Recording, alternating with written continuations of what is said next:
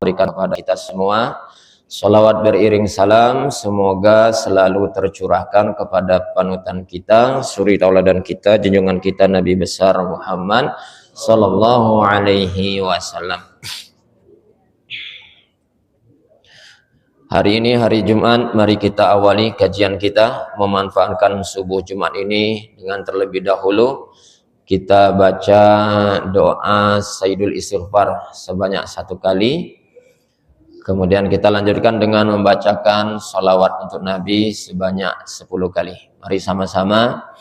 Allahumma anta rabbi la ilaha illa anta khalaqtani wa ana abduka wa ana ala ahdika wa wa'dika mastata'tu a'udzubika min syarri ma sana'tu abu'u laka bi ni'matika alayya wa abu'u bi dzambi faghfirli fa innahu la yaghfiruz dzunuba illa anta. Allahumma salli wa sallim ala sayyidina wa nabiyina Muhammad. Allahumma salli wa sallim ala sayyidina wa nabiyina Muhammad. Allahumma salli wa sallim ala sayyidina wa nabiyina Muhammad. Allahumma salli wa sallim ala sayyidina wa nabiyina Muhammad. Allahumma salli wa sallim ala sayyidina wa nabiyina Muhammad. Allahumma salli wa sallim ala sayyidina wa nabiyina Muhammad. Allahumma salli wa sallim ala sayyidina wa nabiyina Muhammad. Allahumma salli wa sallim ala sayyidina wa nabiyina Muhammad. Allahumma salli wa sallim ala sayyidina wa nabiyina Muhammad. Allahumma salli wa sallim ala sayyidina wa nabiyina Muhammad. Bapak-bapak, ibu-ibu jamaah subuh rahimani wa rahimakumullah, seperti biasa di subuh Jumat kita mengkaji sebuah kitab yaitu Al-Adabul Mufrad karya dari Imam Al-Bukhari rahimahullah. Kita harus akui kita sebagai umat yang belakangan jauh terpisah dengan Nabi, berjarak sekitar 1400-an tahun yang lalu. Beda dengan para sahabat Nabi, mereka semua bisa berjumpa dengan Nabi, bertatap muka dengan Nabi, bermajelis ilmu dengan Nabi, sehingga mereka langsung mendapatkan bimbingan dari Nabi, mendapatkan suri tauladan langsung dari Nabi.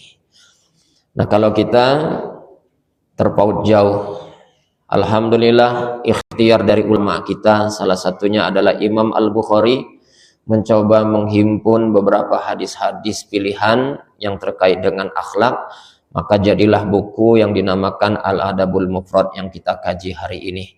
Mudah-mudahan apa yang kita lakukan mengkaji kitab ini adalah bagian dari ikhtiar kita untuk bisa meneladani junjungan kita Nabi besar Muhammad sallallahu alaihi wasallam.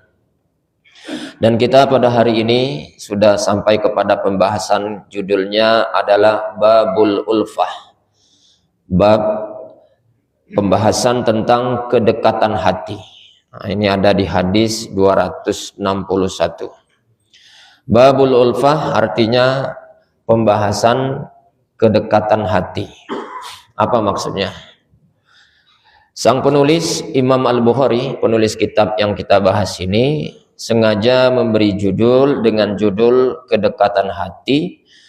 Beliau mencoba ingin memotivasi kita, mendorong kita agar kita ini senantiasa bisa menjaga kerukunan, menjaga keakraban, menjaga persaudaraan antara kita sesama umat Islam yang harus dibangun di atas iman dan Islam.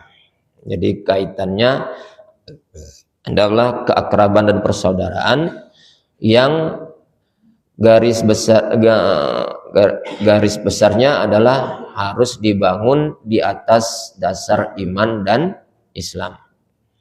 Nah, oleh Imam Al-Bukhari dalam pembahasan ini ada 3 hadis yang ditulis di sini. Kita akan coba bahas kalau bisa seluruhnya, kalau tidak nanti kita sebagian hadis saja. Hadis yang ke-261 berbunyi an Abdullah bin Amr bin al-As radhiyallahu anhu. Anin Nabi sallallahu alaihi wasallam, Nabi Muhammad sallallahu alaihi wasallam pernah bersabda, bunyi hadisnya adalah inna ruhal mu'minin la yaltaqiyani fi masirati yaumin wa ma ra'a ahaduhuma sahibahu. Yang artinya ruhnya orang-orang yang beriman itu akan saling bertemu. Ruhnya orang yang beriman itu akan saling bertemu. Walaupun antara satu dengan yang lainnya punya jarak yang jauh, bagaikan sejauh perjalanan satu hari. Wa ma ra'a ahaduhuma sahibahu, sementara antara satu dengan yang lainnya itu tidak pernah ketemu sebelumnya.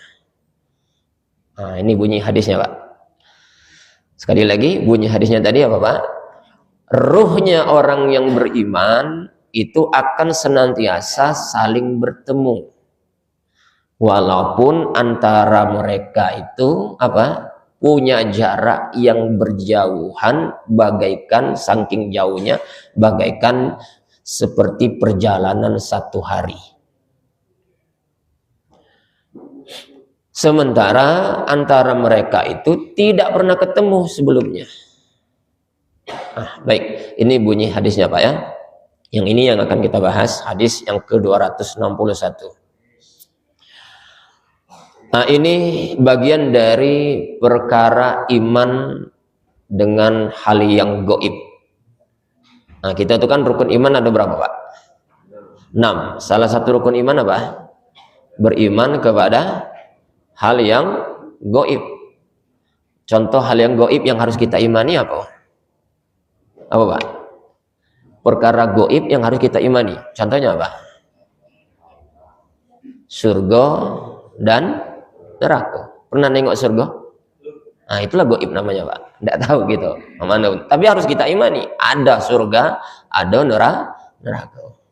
Sebelum masuk surga dan atau neraka, kita singgah di mana dulu? Di alam barzakh. Di barzakh ada apa? Ada siksa kubur atau nikmat kubur. Nah, itu perkara gaib juga. Jadi di dalam kubur itu ada yang tersiksa, ada yang mendapat nikmat.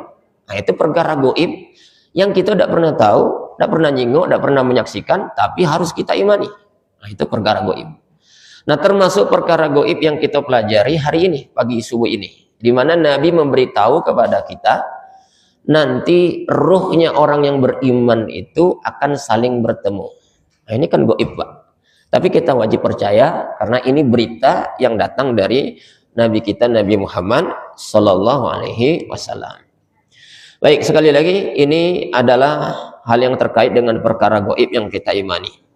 Menurut para ulama, hadis yang kita bacakan tadi, Bapak Ibu, menjelaskan bahwa sejak ruh kita terpisah dari jasad kita. Kapan itu, Pak? Ruh terpisah dengan jasad, kapan? Mati. Nah, sejak ruh kita terpisah dari jasad kita, meninggal dunia, Pak. Maka sejak itu pula ruh kita kemudian berpindah alam. Pindah alam kemana? Kalau sekarang alam nyata, alam dunia. Nanti pindah ke alam mana? Alam barzakh. Singgah dulu, Pak. Setelah alam barzakh berlalu, dunia ini hancur, terjadilah kiamat, masuklah ke alam apa? Akhirat. Jadi mamang kita, uak kita, bapak kita, nyai kita yang lah meninggal sekarang masuk di mana? Alam barzakh. Kalau kita masih di alam nyata, alam dunia. Nah, pada saat ruh kita nanti terpisah dari jasad kita, dan dia akan berpindah ke alam berikutnya, alam barzakh, dan nanti berlanjut masuk ke alam akhirat, maka ruhnya orang-orang yang beriman berdasarkan hadis Nabi itu bisa saling ketemu satu sama lain. Ruhnya orang yang beriman, kata kuncinya, Pak, ada kata-kata iman. Ruhnya orang yang beriman itu nanti akan saling ketemu satu sama lain. Walaupun antara mereka tadinya itu berjarak jauh. Jauhnya di mana, Pak? Jauhnya kata Nabi bagaikan perjalanan selama satu hari. Kalau kita analogi sekarang, perjalanan satu hari kita sekarang di Linggau, dari mana ke mana, Pak? Perjalanan sehari. Ke Jakarta lah, Pak ya. Nah, jadi kita ini di Linggau, ada saudara kita seiman, jaraknya jauh dari kita terpisah. ada di Jakarta misalnya. Tapi dia juga beriman, kita juga beriman, walaupun jarak yang jauh tadi nanti tidak berlaku di akhir, di alam barzakh. Dekat sekali dan mereka bisa saling ketemu. Padahal dulunya sudah jaraknya jauh dan satu sama lain tidak pernah ketemu. Tidak ketemu, jauh jarak, tapi nanti masuk ke alam berikutnya setelah alam dunia, mereka tidak lagi berbatas, tidak lagi berjarak, satu sama lain bisa saling ketemu. Tapi kata kuncinya apa, Pak? Pengikatnya apa? Iman. Nah, pertanyaan kita, Pak, apa yang menghubung, apa yang menjadi penghubung mereka sehingga bisa ketemu, Pak? Tadi jarak jauh, satu sama lain sudah nggak bisa ketemu, tapi bisa ketemu sekarang, Pak. Nah, apa penghubung mereka? Apa penghubungnya? Penghubungnya adalah karena satu sama lain ada sinyal yang kuat. Sinyal. Kalau HP hari ini kita teleponan dengan dulur kita, jauh jaraknya, bahkan bisa di luar negeri jaraknya, Pak, terpisah dengan kita bisa nengok dia, kita bisa teleponan dengan dia, bahkan bisa nengok wajah dia. Nah, itu apa penghubungnya? Sinyal, Pak. Sinyal kuat, kuota cukup, Pak, ya. Nah, nanti di hari kiamat, apa yang menjadi penghubung mereka sehingga bisa ketemu? Tadi sinyal. Sinyalnya apa? Nah, bukan Telkomsel, bukan Indosat, tapi sinyalnya apa, Pak? Iman. Ada kesamaan sinyal yang bernama iman. Dionya punya iman, kitanya punya iman. Inilah penghubungnya, sinyal yang bisa mensatukan kita. Oleh karena itu, ibu bapak, nikmat iman ini adalah nikmat yang sangat mahal. Maka Nabi menyebutnya tadi apa? Inna ruhal mu'minin. Ruhnya orang yang beriman. Nah, itu, Pak. Nah, ini dalil ini bisa dikuatkan nanti ketemu dengan dalil Al-Quran. Di dalam Al-Quran kita ketemu di surat Az-Zukhruf ayat 67. Di surat Az-Zukhruf ayat 67 Allah Subhanahu wa taala berfirman, A'udzubillahi minasyaitonirrajim. Al-akhillau yawma idzin ba'duhum li ba'din aduwwun illal muttaqin. Persahabatan yang sangat akrab pada saat itu bisa membuat mereka nantinya bisa saling bermusuh-musuhan, kecuali orang-orang yang bertakwa. Nah, ini Al-Quran, Pak. Agak beda dengan ayat ada dalil tadi, Pak. Kalau Al-Quran, persahabatan yang sangat akrab di antara mereka nanti berujung menjadi cakar-cakaran, menjadi bermusuh-musuhan, kecuali orang yang bertakwa. Ayat ini sebenarnya kata ulama, latar belakangnya, asbabun nuzulnya itu bercerita tentang dua persahabatan yang sangat akrab. Apa istilah anak muda hari ini, tahu, Pak? Bestie, ya. Bestie, dua bestie. Siapa yang diceritakan di sini? Yaitu seorang yang bernama Umayyah bin Khalaf dan Uqbah bin Abi Mu'in. Dua orang ini, Pak, dunianya akrab betul, bersahabat betul, Pak. Akrab betul. Tapi keakraban mereka dibangun di atas kemungkaran. Dibangun di atas kemungkaran, dibangun di atas kemaksiatan. Tapi mereka semuanya akrab berdua ini, Pak. Nah, kemungkaran apa yang ada pada mereka berdua ini? Nah, rupa-rupanya dua orang ini sepakat punya persamaan kejahatan. Jadi berkolaborasi, Pak. Apa kejahatan dia? Dua-dua ini sepakat nak bunuh Nabi. Nak bunuh Nabi, Pak. Benci dengan ajaran yang dibawa Nabi dan pengen bunuh Nabi. Maka terjadilah dia ikut perang Badar. Dalam peristiwa perang Badar, dia ikut dalam perang itu dan ingin bertekad membunuh Nabi. Qadarullah, dua-duanya mati dalam perang, Pak. Di dunia mereka akrab, bestian, Pak. Tapi nanti di akhirat cakar-cakaran, menjadi permusuhan. Kau nih gara-gara kau aku laju ini. Nah, yang ini kau pula ngajak. Nah, jadi mereka dulu bersepakat dalam kemaksiatan, akrab, tapi nanti di akhirat dia bermusuhan. Beda dengan hadis Nabi tadi, Pak. Kalau hadis Nabi di dunia tidak kenal sama sekali, jarak terpisah jauh, tapi malah di akhirat kage di alam barzakh dia bisa saling ketemu badan akrab. Nah, apa yang bisa kita ambil di sini? Maka mulai hari ini Bapak Ibu tidak ada pilihan, ayo kita cari persahabatan, keakraban dengan siapapun yang di situ dibangun di atas iman dan takwa. Saya dulu, Pak, sekitar sebulan yang lewat ngisi kajian di masjid apa nama, lupa saya nama, tapi yang ada di desa Lubuk Ngin, dusun Lubuk Ngin, Pak. Tahu Lubuk Ngin ya? Arah ke sebelum Terawas. Jadi ini kato wong sano, ini cerita nyato, tapi bunyinya guyonan, Pak. Jadi di kampung dia tuh ada ustadz yang getol nian ngajak masyarakat untuk akrab dengan masjid. Jadi dikit-dikit ngajak uang ke masjid, dikit-dikit ngajak uang ke masjid. Getol nian, tidak pernah nyerah, semangat ngajak uang ke masjid.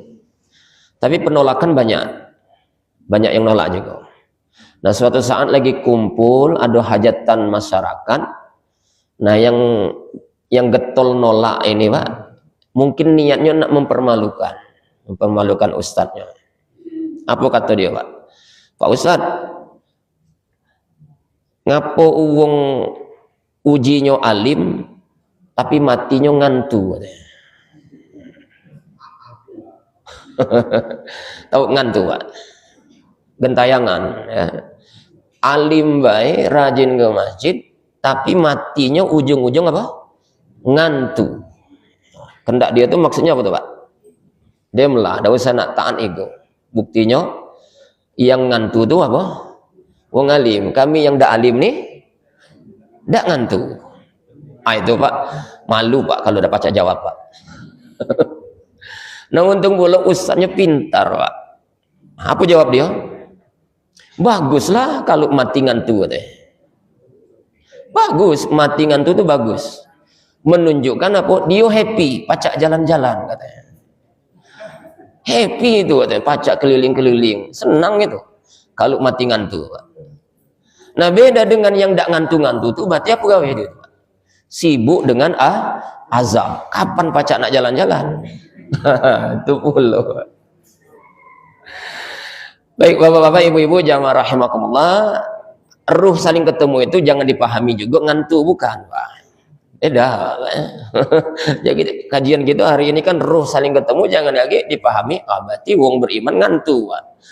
Bukan, dia beda alam. Alamnya beda. Kita dapat. Yang istilah ngantu-ngantu itu, Pak, itu jelmaan dari iblis, Pak. Ingin kemudian apa? Menyesatkan kita. Mereka yang sudah meninggal sudah berpindah alam, tidak mungkin dia bertemu dengan kita lagi, Pak. Jadi bahasa ngantu-ngantu itu untuk kita yang beragam, yang ngaji-ngaji ini dosa diyakini.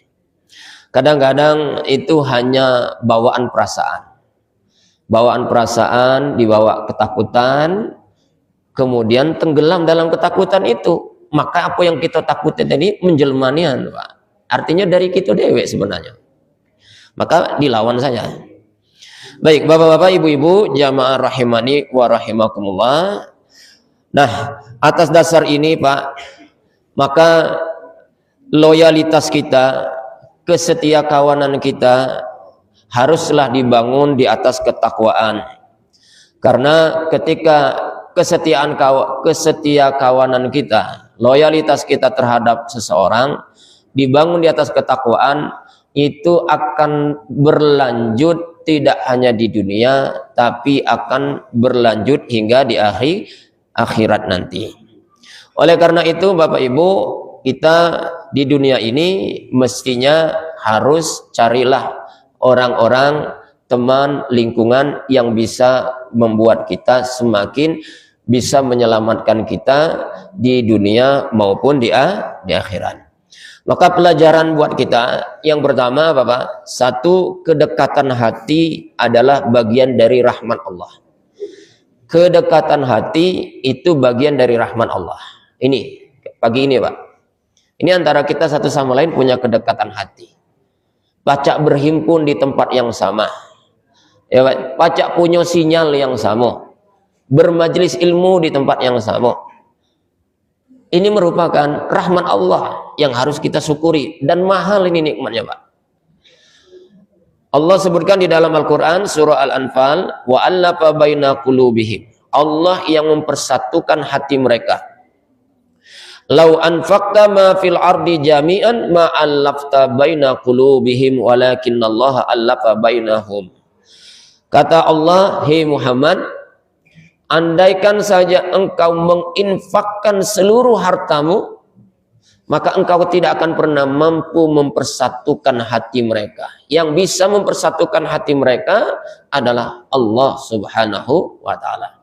Maka ketika kita hari ini punya persatuan, kedekatan hati Pak, seperti pagi hari ini bisa berhimpun bersama, bermajelis ilmu di tempat yang sama, maka ini bagian dari rahmat Allah yang sangat mahal yang harus kita syukuri. Alhamdulillah. Nah, yang kedua, pelajaran yang bisa kita ambil dari hadis ini, Bapak Ibu, ini memotivasi kita untuk selalu menjadi orang yang baik. Sebab apa Bapak Ibu? Ruh kita ini nanti akan dihimpun sesuai dengan jenisnya. Ruh-ruh kita ini akan dihimpun sesuai dengan jenisnya. Dikumpul, yang baik kumpul dengan yang baik ruhnya. Yang jelek berkumpul dengan yang jelek. Nah, pilihannya ada di kita. Kita selera yang mana? Ya silakan. Nah, saya yakin kita semua punya kesamaan pilihan. Pengen punya ruh yang baik. Nah, kita kepengen nanti berkumpul sesama yang baik ini. Dan Masya Allah Bapak Ibu, ternyata Allah sudah memberikan contoh yang konkret dengan kita hari ini. Di dunia baik sudah nampak Pak. Di dunia baik sudah nampak. Kalau ruh itu akan senantiasa berkumpul dengan sejenisnya. Contoh, di dunia Pak, yang rajin majelis ilmu ini, itu ini Pak. Insya Allah kaki bakal ketemu di tempat lain Pak. Pas ada acara di Masjid Agung bermajelis ilmu, ketemu lagi gitu, salaman, uang gitulah Pak. Lagi ada acara yang biasanya di rumah Pak Dr. Topan, Pak Eko, Pak yang lain. Nah Pak ada lagi di sini, ketemu lagi Pak. Jadi biasanya berhimpun di situ Pak. Yang baik akan ketemu yang baik. Contoh lain Pak, kita ke undangan, ada tarup yang sudah disediakan. Yang hobi merokok, insya Allah nyari tempat di mana Pak? Ya yang sama merokok, kira-kira ada di mana? Ah situ ada merokok, duduk situ Pak. Sama merokok. Yang tidak hobi merokok, biasanya nyari tempat yang tidak kati asap. Nah itu kita di dunia lah ditampakkan oleh Allah yang punya ruh sejenis. Yang hobi apa Pak? Apa lagi? Jawab. Yang hobi main ayam, nyabung ayam. Ayo, sulit ketemu di masjid Pak. Sulit ketemu di masjid. Lagi ketemunya di mana? Di lapak yang lain. Mungkin tadi ketemu di setelit tempat nyabung ayam. Selang berapa hari ketemu tempat lain. Nah Pak CS ketemu lagi. Jadi akan ketemu sesama jenisnya. Nah oleh karena itu termasuk yang punya kebaikan masing-masing Pak. Oh ini ahli sedekah, galak bersedekah. Nah biasanya ketemu Pak sesama mereka ini. Di tempat yang lain ada uang sumbangan. Nah dia ada juga di situ. Lagi ada tempat lain yang butuh bantuan, ketemu lagi sesama mereka. Yang ahli Al-Quran, biasa baca Quran Pak, ketemu lagi Pak dengan dia, sesama temannya. Bahkan turun kepada anak-anaknya, nyekolah ke anaknya, masuk pesantren yang khusus Al-Quran. Ketemu dengan kawan, nah kamu nyekolahkan anak situ juga? Iya aku nyekolahkan anak kamu. Jadi di dunia oleh Allah kadang-kadang sudah ditampakkan Pak. Nah apalagi nanti di akhirat, itu kita akan dikumpulkan oleh Allah sesuai dengan jenis ruh-ruhnya. Nah termasuk ruhnya orang yang beriman itu dikumpulkan oleh Allah sesama ruhnya orang yang beriman. Maka pilihannya tidak ada lain, mulai hari inilah Bapak Ibu, ayo kita bangun supaya kita ini punya karakter yang baik, akhlak yang baik, sifat yang baik, kesolehan yang baik, sehingga kita bisa bertemu bersama dengan orang yang sejenis oleh kita. Dan di dunia Bapak Ibu, di dunia akan dapat manfaatnya. Akan dapat manfaatnya ketika bertemu sesama kita yang sama di atas ketakwaan, Pak. Apalagi di akhirat. Di dunia misalnya, Pak. Ngapa Pak lala muda jingok? Kemana? Aduh, mak ini alas ada. Ayo Pak, kita ke masjid lagi Pak, yuk. Biar ingat dengan Allah. Dunia ini singkat, Pak. Nah, diingatkan gitu, Pak. Naik travel ke Palembang. Supirnya sama cak kita. Asal waktu sholat, ayo Pak, berhenti dulu kita Pak, yuk. Uji sopir tadi. Pak, kita sholat dulu. Nah, enak Pak kalau sama. Tapi mohon maaf, ketemu yang tidak sholat, waktu sholat cuman Pak terabas dia, kita ngajak berhenti ringan malah. Nah itu Pak. Jadi Masya Allah, kadang-kadang di dunia pun kita sudah memetik keuntungan ketika kita berteman dengan orang yang sejenis ruh kita. Terlebih lagi di akhirat. Di akhirat nanti ada syafaat Pak. Ada syafaat antara kita manusia. Memang syafaat yang terbesar itu datang dari Nabi kita Muhammad Sallallahu Alaihi Wasallam. Allah beri syafaat yang terbesar itu lewat Nabi. Maka kita banyak-banyak bersolawat kepada Nabi. Tapi nanti di antara syafaat itu ada yang diizinkan oleh Allah lewat sesama kita. Nah, kita yang punya kesamaan inilah nanti bisa saling membantu, Pak. Nanti ada yang masuk surga. Masuk surga dengan kesolehannya. Dia rindu dengan kawan-kawannya semasa di dunia. Dicarilah teman-temannya, Pak. Nah, ketemu yang ini, ketemu yang pasti kok tidak ketemu. Terbayang dia. Nah, kemana kawan kita tuh kok tidak kati di surga? Usut punya usut, ternyata ada di tempat tetangga. Di mana, Pak? Di neraka. Ingat dia kepada Allah. Ya Allah, aku pacak ma ini dia lah yang ngajari aku, ya Allah. Aku pacak sholat lantaran dia. Aku jauh dari masjid, diingatkan dia, ya Allah. Sekarang aku yang masuk surga, kok dia di neraka? Hanya dia bermohon kepada Allah. Ya Allah, tolong keluarkanlah dia, ya Allah. Kami pengen berkumpul lagi, ya Allah, seperti kami di dunia ini. Nah, inilah namanya syafaat. Gara-gara apa?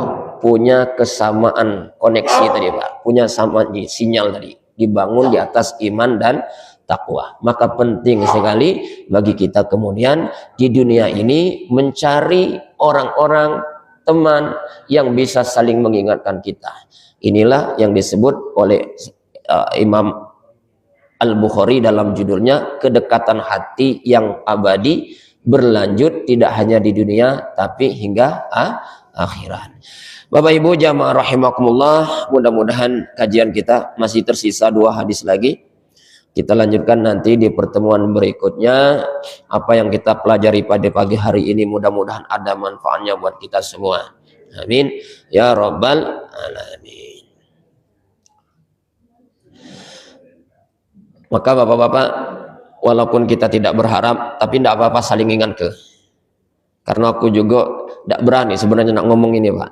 Cuma aku jenguk Cak Ustadz Adi Hidayat berani ngomong. Apa ujian Ustadz Adi Hidayat? Bapak-bapak, ibu-ibu jamaah majelis taklimku, kata beliau. Kalau nanti tidak ketemu aku di surga, cari aku di neraka. Tolong bantu aku. Nah, itu namanya syafaat. Nah, termasuk kami lewat kajian ini. Walaupun agak gemetar ngomongnya. Kalau baca jangan singgah di sana, Pak ya. Tapi apapun itu, Pak, kita tidak pernah tahu di akhirat. Maka Bapak harus jadi syafaat buat aku dan aku bisa jadi menjadi syafaat buat Bapak. Kita saling cari nanti, mudah-mudahan persahabatan kita di dunia berlanjut menjadi persahabatan di akhirat nanti. Amin ya rabbal alamin. Ini saja Bapak Ibu, terima kasih. Billahi taufiq wal hidayah. Wassalamualaikum warahmatullahi wabarakatuh.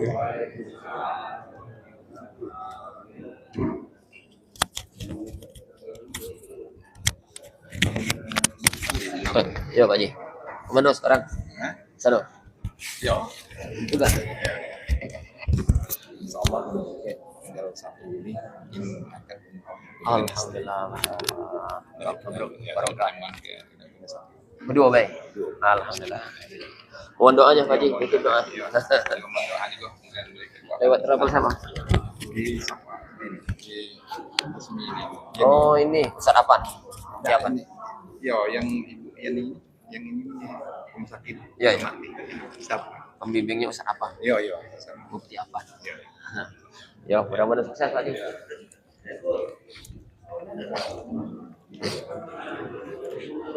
Ayo makan yuk. Mas Eko, tolong.